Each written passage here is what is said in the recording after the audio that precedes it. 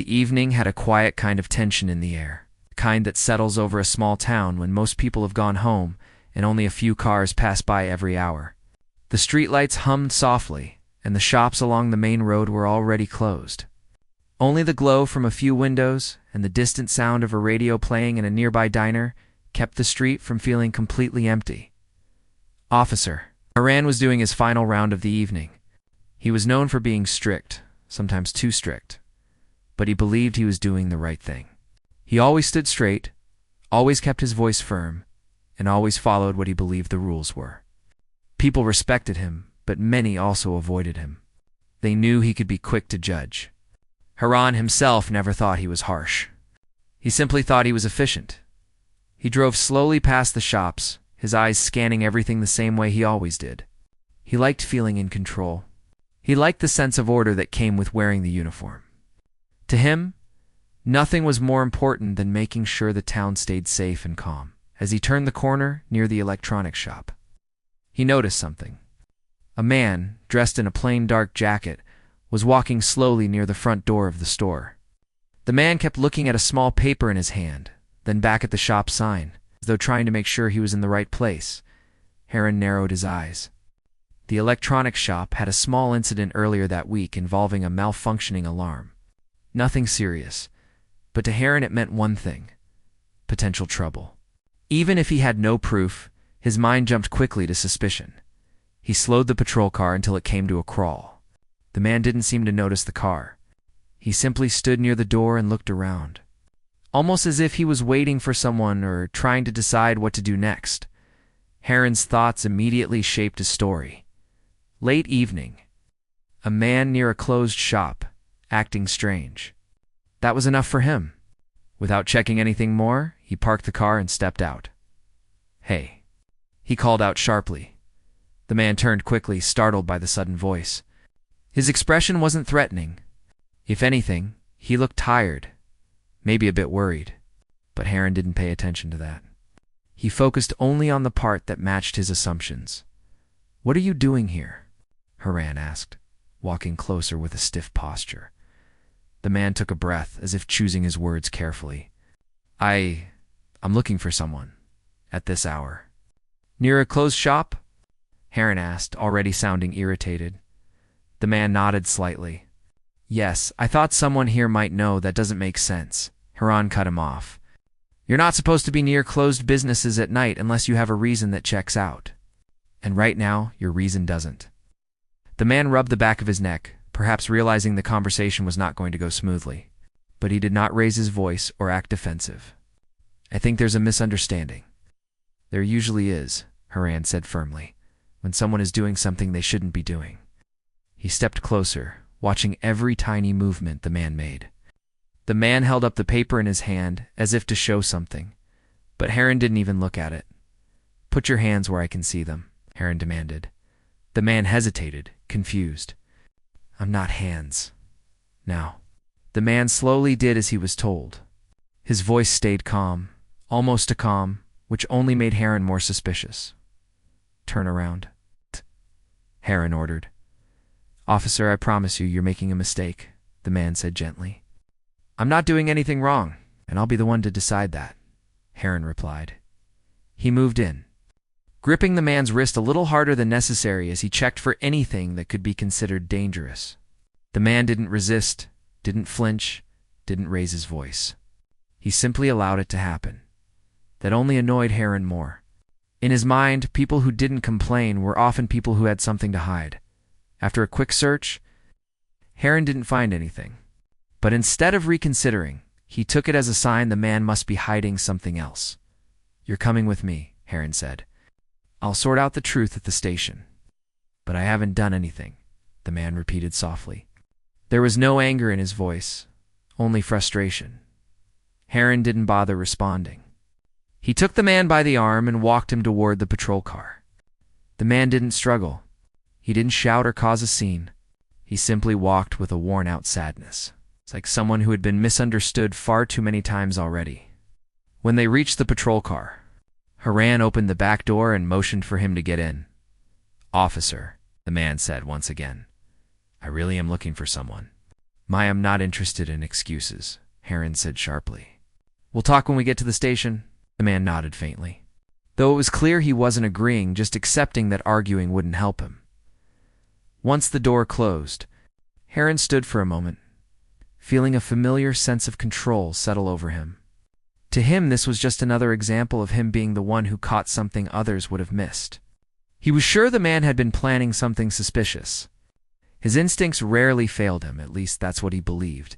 But as he drove toward the station, the man sat in the back seat, with a look that wasn't fearful or guilty, just quietly disappointed. He stared down at his hands, and every so often, he exhaled slowly, as if trying to calm his own thoughts. The drive wasn't long, but the silence made it feel stretched. Heron kept glancing in the mirror, waiting for the man to slip up, say something suspicious, reveal a detail he could use. But the man remained quiet.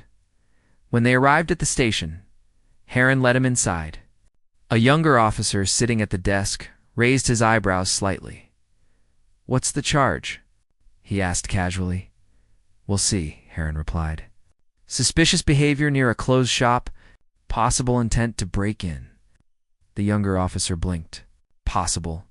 "Yes," Heron said firmly. "We'll question him." The man finally spoke again. "I came to ask the shop owner about someone. That's all. I wasn't breaking in." But Heron dismissed the statement with a small wave of his hand. "Let him talk later," he said to the younger officer. The younger officer nodded lightly. Though his face showed a hint of doubt, Heron escorted the man into a small room meant for questioning. The walls were plain, the lighting a little too bright, and the table in the center had a slight wobble that annoyed Heron every time he used it. He motioned for the man to sit, then sat across from him. "Let's go through this again," Heron said. "Why were you near the shop?" The man folded his hands on the table. "I told you. I'm looking for someone important to me. I think the shop owner might know where he went." "And you expect me to believe that?" Heron asked. "It's the truth," the man said simply. "I'm not hiding anything." Heron leaned back slightly, irritated by how calm the man remained. "What's your name?" The man answered, speaking clearly. "Where do you live?" Heron continued. The man answered again. "Why didn't you go to the police if you're looking for someone?" Heron pressed. "I did," the man replied quietly. "In my own city? They said they would look into it, but I felt I needed to do more." The answer didn't satisfy Heron. "You took matters into your own hands and came here too." "What, start searching shops?" "I only came because the last contact came from this area," the man said. "I thought maybe you thought wrong," Heron snapped. "Wandering around at night near a closed business is suspicious. And until I confirm everything, you're staying here." The man sighed, not in defeat but in patience, slowly running thin. "I understand you're doing your job, officer. But I'm not here to cause trouble. I'm worried. That's all." Heron didn't respond. He stood up and walked out of the room, leaving the man alone. He told himself he was right to be firm, right to be suspicious. He always believed that people who seemed calm usually had something to hide. But on the other side of the door, the younger officer whispered, "Are you sure he's dangerous?" Heron frowned. "We'll find out soon enough." But deep down, a tiny part of him wondered why the man didn't act the way guilty people usually did. Why he didn't lie, didn't panic, didn't try to run. Before he could think too much about it, he brushed the thought aside. In his mind, he had a job. Control the situation, find the truth, keep order. What he didn't realize was that the truth was far different from what he expected. And the man sitting calmly in the small room wasn't who he thought he was at all. And this misunderstanding, this small moment of misplaced judgment, was about to change everything that came after. The quiet room where the man sat seemed even smaller the longer he stayed in it. The bright light above him made everything feel too sharp, too exposed. He kept his hands folded on the table and tried to steady his breathing. It had already been a long day, and he felt the weight of worry pressing on his chest. Heavier than the frustration of being misunderstood by the officer. He had come here for a reason, and now it felt like that purpose was slipping further away. Outside the room, Officer Heron stood with his arms crossed while the younger officer, Kenley, typed a few things on his computer. The soft clicking of the keyboard filled the small space.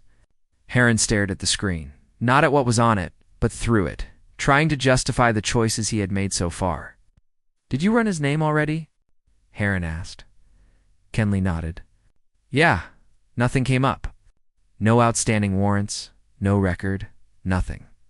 He paused before adding, "He seems clean." "That doesn't mean he is," Heron replied, almost too quickly. "Some people are just careful about what they leave behind. It doesn't prove anything." Kenley didn't argue, but his eyes drifted toward the closed door of the questioning room.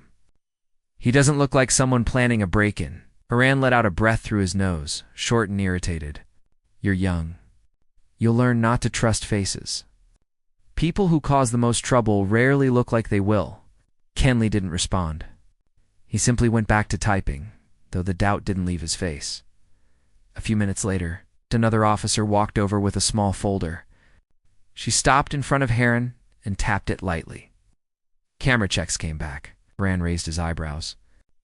"Already?" "Yeah, the cameras on the street recorded everything for the last hour. The guy wasn't anywhere near the shop when the alarm went off tonight." Kenley turned his chair. "So he wasn't the reason it triggered?" "No," the officer said. "It didn't even trigger tonight. The shop's alarm log shows no activity at all." Heron frowned. He didn't like when information pushed against his assumptions. It felt like sand slipping through his fingers. Maybe he was planning something for later. Maybe he was checking things out first. The officer tilted her head, not convinced. Or maybe he really was just looking for someone. Heron didn't like that suggestion. He felt it challenged his judgment in front of others, and that was something he never allowed. His voice sharpened slightly. "I'll determine the intention. Not the cameras. Not guesses." The officer opened her mouth to reply, then closed it. There wasn't anything more to say to him, not when he was in this mood. Inside the room, the man lifted his head as the door opened again. Heron stepped in, his posture solid, his expression unreadable. "We ran your background," Heron said as he sat down. "Clean for now, but that doesn't mean you're telling the whole truth." The man nodded calmly. "I already told you the truth. I'm not here to cause trouble. I'm just trying to find someone important to me." "You keep saying that," Heron said. "Yet you haven't explained why you were near that shop specifically." The man exhaled, steady but tired. "I was told the owner might know something." "That's all? Told by who?" Heron asked. The man hesitated. Not because he didn't know the answer, but because he wasn't sure how much to reveal. Finally, he said, "A person my brother communicated with before he disappeared. I'm tracing steps, one at a time." That answer softened Heron for half a second, but pride quickly built his walls back up. "Why didn't you go to local officers here? Why wander around at night?" "Because I've been waiting for answers for 2 days," the man replied softly. "And every hour counts. I didn't want to waste time." There was something in the man's voice that carried real worry, raw and honest. But Heron blocked the feeling that tugged inside him. He couldn't let emotion cloud what he considered his responsibility. "I'll need to verify that story," he said shortly. The man nodded again, even though his patience was running thin now. "Do what you need to do, officer. I just hope you understand I came here for help, not trouble." Heron stood and left the room again. This time, he didn't close the door completely quietly. It shut with a soft click that seemed louder than it really was. As soon as he stepped out, Kenley looked up. Did he say more? "He claims someone at the shop might know where the person he's searching for went," Heron said. "Could be true," Kenley said. Heron shot him a look. "Don't assume." Kenley pressed his lips together. He didn't want to argue, but he couldn't stop the feeling that this wasn't the kind of man who made trouble for no reason. A few minutes later, a senior officer on duty walked over. He was older, calmer, someone who believed listening was just as important as questioning. When he saw Heron's tense posture, he decided to step in. "Let me talk to him," the senior officer said. Heron stiffened. "I have it under control." "Not saying you don't," the senior officer said gently. "But sometimes a fresh voice helps. Just give me a few minutes with him." Heron didn't like the idea. It felt like losing his grip on the situation. But he also knew he couldn't refuse a direct request from someone above. Him, He stepped aside. The senior officer entered the room and closed the door more softly than Heron ever did. He sat across from the man and offered a small nod. "I'm Officer Bryn. I'm going to ask you a few things, but I want you to feel comfortable talking." The man relaxed slightly. "Thank you." "I hear you're looking for someone," Bryn said calmly. "Yes, my younger brother. He disappeared 2 days ago. I've been trying to track where he went last." "I'm sorry to hear that," Bryn said sincerely. "Can you tell me more?"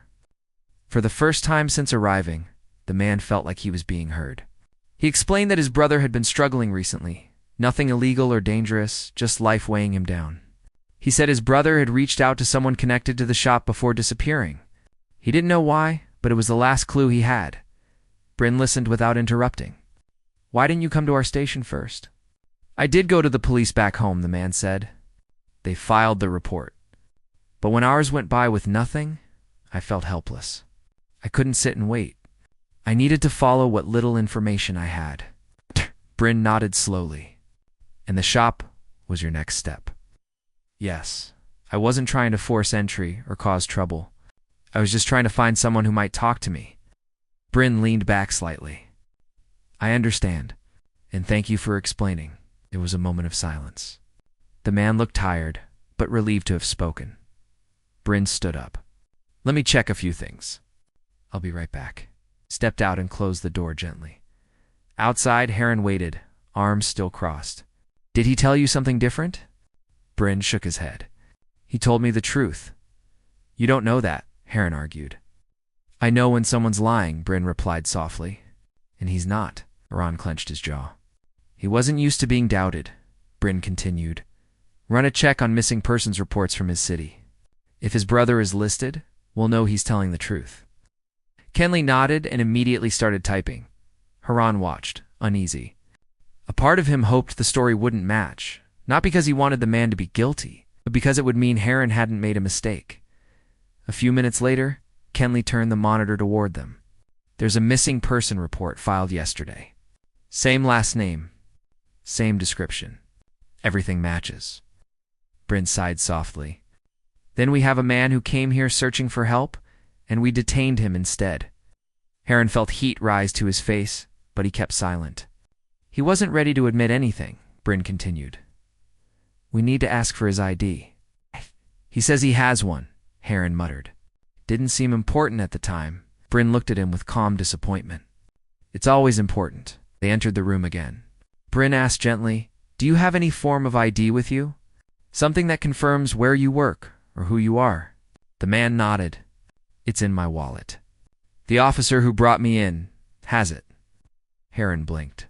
He hadn't checked it earlier.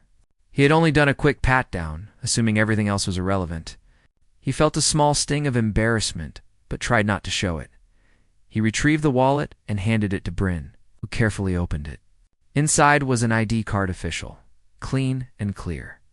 It indicated that the man wasn't just an ordinary civilian. He worked for a private security firm that cooperated with law enforcement agencies in nearby regions. Bryn looked up at him. "This changes everything." The man only nodded with a tired expression. Heron stood near the wall, feeling something unfamiliar, creeping in doubt. He wasn't the kind of person who liked being wrong, and this situation was beginning to show that he might have acted too fast. Too forcefully? Bryn closed the wallet respectfully and placed it on the table. "Thank you for your patience. We'll help you." The man looked relieved but didn't smile. Too much time had been lost, and he still didn't know where his brother was. Heron stepped outside the room before anyone asked him anything else. He needed air, or space, or just distance, because the truth was setting in. He had overstepped, and the man he had detained wasn't who he thought he was. And this was only the beginning of a much larger problem. The hallway outside the questioning room felt strangely heavy as the truth began settling over the station. Officer Heron stood near the far wall, his arms hanging stiffly at his sides. His earlier confidence, sharp and unshakable, had begun to crack in places he didn't want to acknowledge. He stared at the floor, replaying every step of the evening in his mind. Every assumption, every quick judgment, every moment he thought he had control. Meanwhile, Officer Bryn and Kenley stayed inside the small room, speaking softly with the man who had been detained. The man's face, calm but strained, reflected both exhaustion and quiet determination. He hadn't come here to fight with anyone. He hadn't even come to involve local authorities at first. All he wanted was to follow the last thread of hope he had regarding his missing brother. But that hope had been delayed, maybe even put at risk, because Heron had chosen suspicion over understanding. After a moment, Bryn stepped out of the room. He approached Heron and spoke in a low voice. "We need to go over the last contact his brother made. The shop owner might know something. And if that's true, we're already behind." Heron didn't respond right away. He kept looking at the floor, as if the tiles might answer for him. Bryn continued, his voice steady but firm. "This isn't about blame. It's about what we do next. The priority is finding the missing brother." Heron finally lifted his head. His face wasn't defensive anymore. It was unsettled, almost vulnerable. "I thought I was doing the right thing." Bryn nodded once. "I know, but that doesn't mean it was the right call. What matters now is fixing it." Heron swallowed hard. The words stung, not because they were harsh, but because they were true. Inside the room, the man waited quietly. He watched the doorway, listening to the soft murmur of voices outside. His hands were clasped, his shoulders tense, but not rigid. He had grown used to waiting these last 2 days, waiting for someone to believe him. Waiting for news, waiting for a sign that his brother was safe. A few minutes later, Bryn returned and pulled out a chair again. "We're going to help you," he said. "We'll go to the shop. But I want to ask more details first. Anything that might help us." The man nodded gratefully. "I've already told Officer Heron the basics, but I can explain it again." Bryn gave a small nod. "Start from the beginning. Everything you know. Even small details." The man took a slow breath, gathering his thoughts. "My brother left home 2 nights ago. We talked earlier that day. He said he needed space. He's been going through some personal struggles. Not dangerous ones, just things that weighed on him. He left a note saying he'd reach out when he could. That was the last time I saw him." Bryn listened carefully. Kenley, who had stepped into the doorway, also leaned in slightly, absorbing every word. Later that night, the man continued, "I checked his messages and calls. One stood out, a recent contact from someone in this town. I didn't recognize the number, so I looked it up. It led back to the electronics shop owner. It wasn't obvious, but after a few searches, everything pointed here. So I drove over the next morning. But the shop was closed." He paused before adding, "and I didn't know where else to go." Bryn nodded slowly. "So you waited." "Did. And when the shop stayed closed the rest of the day, I walked around nearby. I thought maybe someone else would show up, or someone passing by might know the owner's routine. I wasn't trying to break in. I just wanted answers." Bryn's eyes softened. "Did your brother say anything else before he disappeared? Anything unusual?" The man shook his head. "Nothing that made sense at the time. He said he found someone who understood what he needed. That phrase has been echoing in my head ever since." Kenley stepped forward now. "Do you know if he had any friends here? Anyone he talked to online?" "Not that I knew of," the man replied.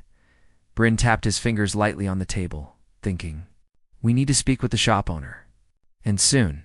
He stood up, motioning to Kenley to get ready. Before they left the room, he placed a hand on the man's shoulder, not forcefully, but in reassurance. "We'll find him. We'll do everything we can." The man nodded, though tiredness clung to his expression. Heron, still near the hallway wall, watched as the 2 officers prepared to head out. Bryn approached him once more. "You're coming with us," Bryn said calmly. Heron blinked. "Me, yes, you brought him in. And you're going to help get him the answers he came for." Heron took a breath. "I made a mistake." "Then correct it," Bryn said simply. The straightforwardness hit harder than any reprimand could. Heron nodded slowly. They walked the short distance back to the questioning room. Bryn opened the door, and the man inside looked up expectantly. "We're heading to the shop," Bryn told him. "You'll come with us." Heron, too. The man's eyes flicked briefly to Heron. But there was no anger in his gaze, only mild confusion and exhaustion.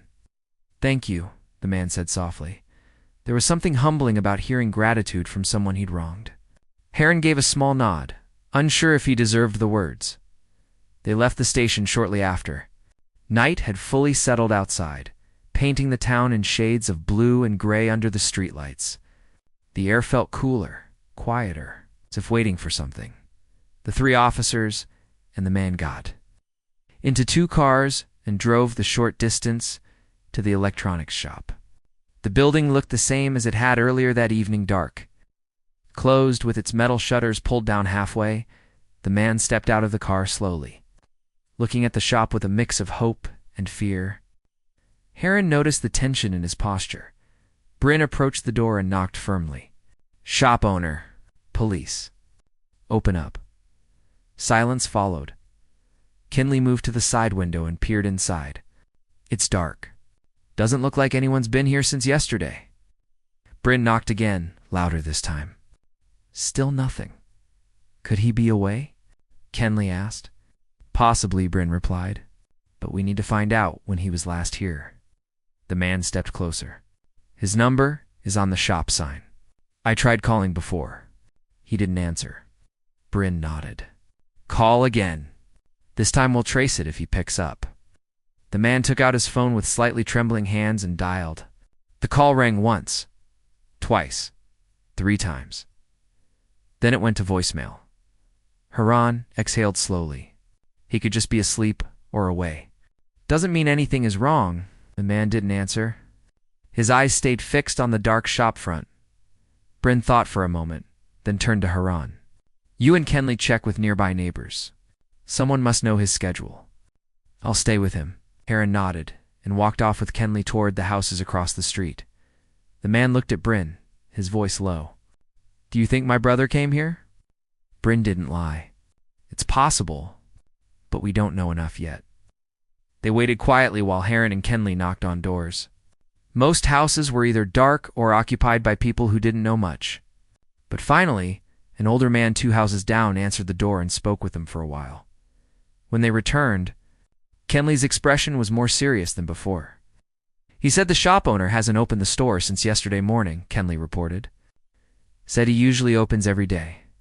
Doesn't take breaks. Never closes early." Bryn's brow furrowed slightly. "So the owner is missing too." The man swallowed. "You think the 2 disappearances are connected? My brother and the shop owner?" Bryn didn't want to jump to conclusions, but the pieces suddenly didn't feel random anymore. Before he could answer, Ron added quietly, "The neighbor also said he heard arguing from the shop last night.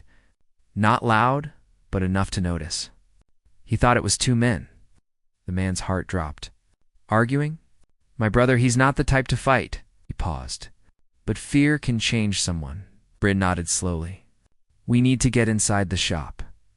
Now." The air around them shifted.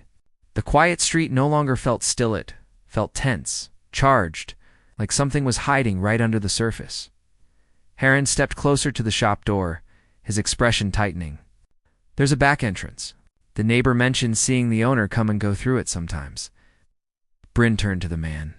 "Stay close." They walked around the back of the shop, the ground crunching under their feet. A single light flickered above the back door, the bulb struggling to stay alive. The door looked old but sturdy. Heron tested the handle. It didn't move. "Locked," he said. Bryn called in a request for permission to enter the premises due to a possible missing person and potential danger. The approval came quickly. With a quiet nod from Bryn, Heron took out the tools needed and worked on the lock. His hands were steady, but for the first time that night, his eyes were uncertain. The lock clicked open. They pushed the door slowly, bracing themselves. Inside, the shop was dim. The faint glow from outside barely reaching past the doorway. Shadows clung to the shelves filled with electronics, cables, and tools. Everything looked still to still. The air was thick with silence. The man stepped in behind them, his breath catching. "Do you see anything?" "Not yet," Bryn replied. They spread out carefully, checking corners, aisles, and the counter area. Then Kenley's voice broke the silence. "Over here. There's something." "On the floor?" Everyone froze. They walked toward him. There, near the back of the shop, lay a small folded piece of paper, fresh, not dusty. "Not forgotten." The man knelt slowly. His hands shook as he picked it up. He unfolded it. The moment his eyes scanned the writing, his breath caught in his throat. Bryn leaned closer. "What does it say?" The man swallowed hard. "It's my brother's handwriting." Haran stiffened. The man whispered, barely audible, "He was here, and he left this for me." The moment the senior officer confirmed the man's identity, the room fell into a silence that felt heavier than anything the arresting officer had expected. He stood there stiffly, trying to make sense of how everything had gone wrong so quickly. He had believed he was doing the right thing. He had believed he was acting in the best interest of the community. But now, the truth sat right in front of him. He had acted too fast, assumed too much, and ignored every step that should have guided him. The man who had been arrested sat quietly on the bench. Not angry, not loud, not demanding anything. That calmness made the officer feel even worse. If the man had yelled or argued, maybe it would have been easier to stay defensive. But he hadn't. He had simply waited, allowing the truth to reveal itself without pushing. And now that everything was out in the open, the officer felt heat rise in his face. He realized how unprofessional he must have appeared. The senior officer looked at him with disappointment. Something far worse than anger. The officer lowered his eyes, suddenly feeling like a new recruit who had made a careless mistake on his first day. He hated the feeling, but he knew he had brought it on himself. The senior officer went over the man's ID again, making sure everything was in order. It wasn't just any ordinary identification. It showed that the man was connected to a well-known private security group that often supported law enforcement. The badge looked real. The records checked out. And the man's tone and calmness matched someone trained to stay, level-headed in difficult moments. The senior officer sighed and finally said, "This arrest should not have happened. We're going to sort this out properly. For now, let's focus on what he told us about his brother. That's more important than anything else happening in this room." The words cut into the arresting officer harder than he expected. He knew the senior officer was right. Instead of trying to support someone in need, he had treated him like a criminal from the very first second. He had let his frustration and assumptions take control. And someone's safety had depended on him doing things correctly. The man spoke in a quiet voice. "My brother is young and doesn't always make the best choices. I had been trying to guide him, but 2 days ago, he vanished. The last message I received came from a number linked to the electronics shop. That's why I went there. I wasn't trying to break in. I just wanted answers." The room seemed to shrink around the arresting officer as the details sank in. He suddenly realized how much time had been wasted because of his actions. Time that could have been used to start searching for the missing brother. Time that could have helped prevent the fear and uncertainty the man had been living with. "We'll look into it immediately," the senior officer said. "We'll get the full team involved. You're not alone in this." There was something comforting in the senior officer's voice, something grounding. The man nodded gently. It was clear he hadn't expected help. He had come on his own, prepared to do everything by himself. But now that the truth was out, the police station had shifted its focus to what truly mattered. Meanwhile, the arresting officer stood frozen, unsure where to place himself. The guilt inside him kept building, pressing against his chest. He finally took a slow breath and walked toward the man.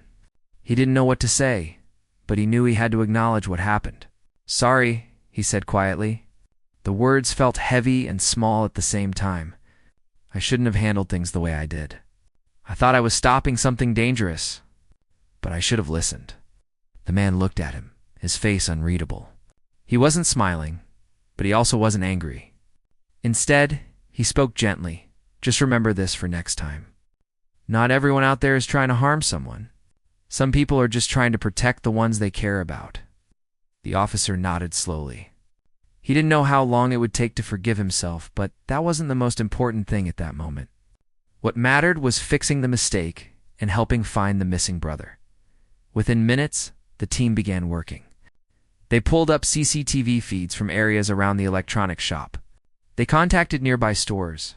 They made calls to neighboring precincts to see if any suspicious activity involving young people had been reported.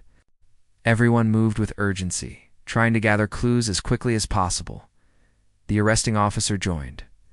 Though he stayed quieter than usual, he wanted to show he could still be useful, even if he had begun the night on the wrong foot. He wanted to help because he knew he owed the man far more than an apology. The senior officer put the man in a separate room with a more comfortable chair and offered him water. He began taking down all the details, the brother's habits, friends, places he visited often, and any recent messages. The man answered every question with steady patience. Even though the worry in his eyes was unmistakable, the arresting officer couldn't help glancing through the glass window of the room. Watching the man explain everything with such calmness, he wondered how someone could stay so composed while searching for a missing family member. He realized the man's calmness wasn't lack of emotion, it was focus. A strong need to get to the truth without letting fear take over. He respected that. He respected it more than he expected. When the senior officer finished interviewing him, he stepped out and called the arresting officer over. "You're going to help him from now on?" he said simply. The officer blinked. "Me, yes," the senior officer replied. "You got us into this delay? Now you're going to help get us out of it." The officer swallowed hard. He knew it wasn't meant as punishment. It was meant as a responsibility he needed to face. He nodded. Understood.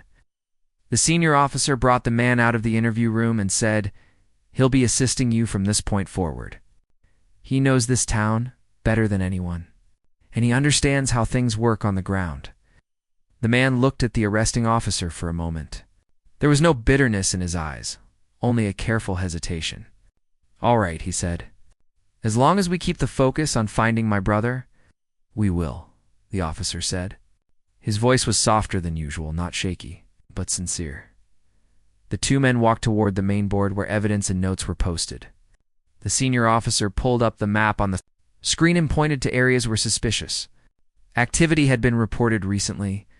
"This is where we start," he said. The officer and the man began analyzing the map together. At first, they didn't speak much. The officer didn't want to overstep again, and the man didn't want to waste time. But slowly, as they began piecing together clues, the tension eased. They discovered that several incidents had taken place near abandoned buildings and back alleys, places where people rarely looked, places that offered too much privacy for the wrong kind of activities. The officer pointed to a cluster of reports. "This area has had trouble before. People selling stolen items, teens getting involved with the wrong crowd. Not all serious cases, but enough to keep an eye on." The man leaned closer to the screen. "My brother might have gone there. He's been around bad influences before. It wouldn't surprise me if someone took advantage of him." The officer nodded. "Then we start there." They gathered basic gear, nothing extreme, just flashlights, radios, and notepads. The officer made sure the man had everything he needed. There was something different in his tone now. More respectful, more careful as they walked out of the station and stepped into the cool air of the night. The officer felt the weight of the evening lift slightly. Not completely, but enough to let him breathe again, for the first time since the arrest. The man spoke quietly, but directly to him. "You know, what happened earlier can't be changed, but what you do now matters more." The officer nodded. "I know, and I won't let this go wrong again." The man offered a small nod in return. It wasn't forgiveness, not yet, but it was a beginning. The search for the missing brother had officially begun, and the officer knew he had one chance to make things right. The night felt heavier as the two men left the station, but there was also a strange sense of determination in the air. The officer walked a step ahead at first, but then he slowed down, realizing he should not lead alone. He glanced at the man searching for his brother and adjusted his pace so they walked side by side. It felt more balanced that way, more honest. The streets were quiet, lit only by scattered lamps and the faint glow from shops that were still closing. Every shadow seemed deeper than usual, and every sound felt sharper. The officer noticed the man scanning every corner, every alley, every parked car. He wasn't just looking. He was hoping for even the smallest sign. Neither spoke for a long moment. The officer didn't want to say something unnecessary, and the man didn't have the energy for conversation. His thoughts were all with his brother. But finally, the officer broke the silence. "We'll find him," he said gently. "I know things started wrong, but you're not alone anymore." The man nodded without looking away from the street. "I just need him to be safe. That's all that matters." The officer understood. Family changed everything. It made people push themselves harder, worry more deeply, and fight even when they were exhausted. He admired the man's strength. Even if it was wrapped in quiet pain, they approached the older part of town, where abandoned shops and empty buildings stood like ghosts from another time. Windows were dusty, walls cracked, and signs faded. People avoided this area unless they had a reason, and often those reasons weren't good. The officer pointed to a narrow path. There were reports of kids hanging around back there. "Let's check." The man followed, staying alert. The alley was darker than the rest of the street. Trash lay scattered, and the faint smell of old food mixed with dampness filled the air. They walked carefully, listening for anything. At the end of the alley, they noticed a door slightly open. The officer signaled for the man to stay behind him as they approached. He gently pushed the door wider, shining his flashlight inside. The room was empty except for broken shelves and a few torn boxes. It didn't look like it had been used recently, but the air inside felt odd, as if someone had been there not long ago. The man stepped in and looked around. "He was scared the last time he messaged me. I could tell in the way he typed. He never says much when he's nervous." The officer kneeled beside a corner and found a piece of cloth stuck under a piece of wood. He picked it up and held it toward the man. "Do you recognize this?" The man examined it closely. His breath caught for a second. "Yes, that's from his jacket. He wore it almost every day." His voice softened. "He was here." Discovery strengthened their resolve. They left the empty building and crossed to the next street, pushing deeper into an area where people rarely walked at night. Suddenly, the officer heard faint footsteps around the corner. He signaled quietly for the man to stay still. They waited. The footsteps grew louder, then softer, as if someone was pacing nervously. The officer stepped forward slowly and turned the corner. A teenager stood there, startled, holding a small bag. He nearly dropped it when he saw the officer. "Hey," the officer said calmly, raising his hand slightly to show he meant no harm. "We're not here to arrest you. We just need information." The teen looked scared but not dangerous. The man joined them slowly, standing beside the officer. "Have you seen a younger boy around here?" "About this tall," the man said, using his hand to show the height. The teen shifted his weight uncomfortably. "Maybe. Depends who's asking." The officer stepped closer. "A brother is looking for him. He's worried. That's all this is about." The teens studied their faces. Something in the man's expression must have reached him because his shoulders eased just a little. "He was taken behind the old warehouse," the teen said quietly. "Some guys have been hanging out there. They bring people in, make them do stuff. I don't go near them." The man felt his heartbeat quicken. "How long ago?" "I don't know. Maybe earlier tonight?" "I heard yelling." The officer took a slow breath. "Thank you. You did the right thing.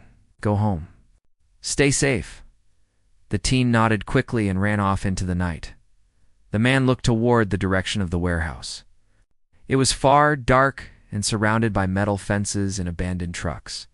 The officer turned to him. "We go together. No matter what's there, we handle it as a team." The man nodded. His eyes were firm, filled with fear, but also with determination. They moved quickly toward the warehouse. The closer they got, the more unsettling everything felt. The building stood tall, with its windows covered and its entrance partly blocked by broken crates. A dim light flickered inside, just enough to show that someone was definitely there.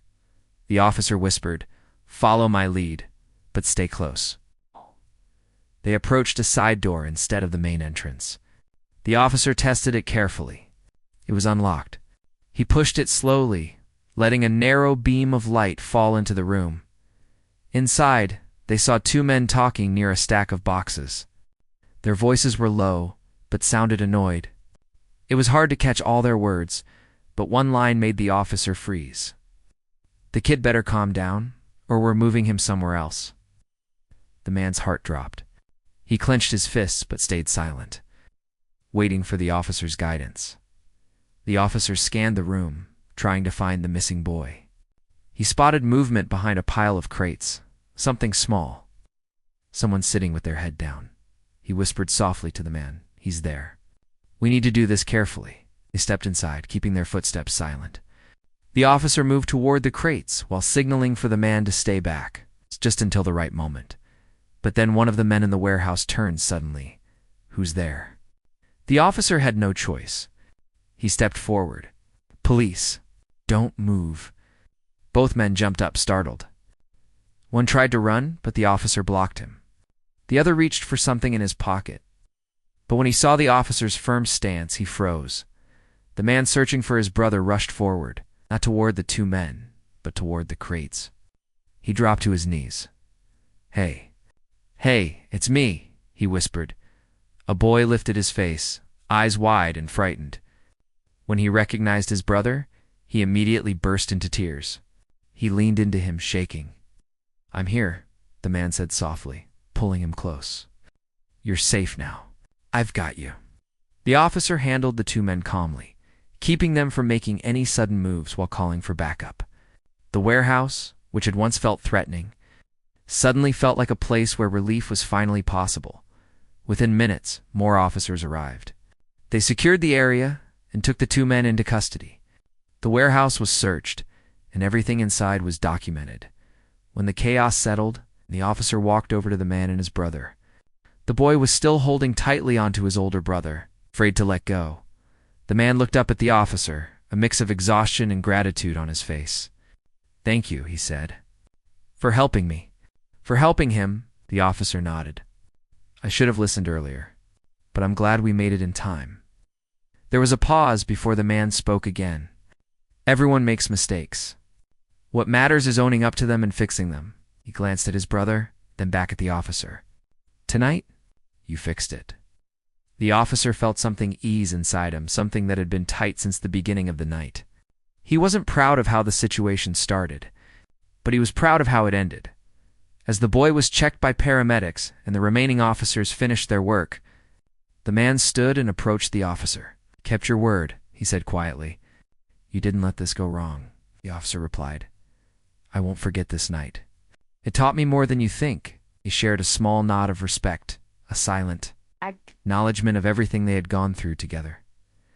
The night had begun with misunderstanding, pride, and a terrible mistake. But it ended with teamwork, courage, and the safe return of a boy who had been searching for help in all the wrong places.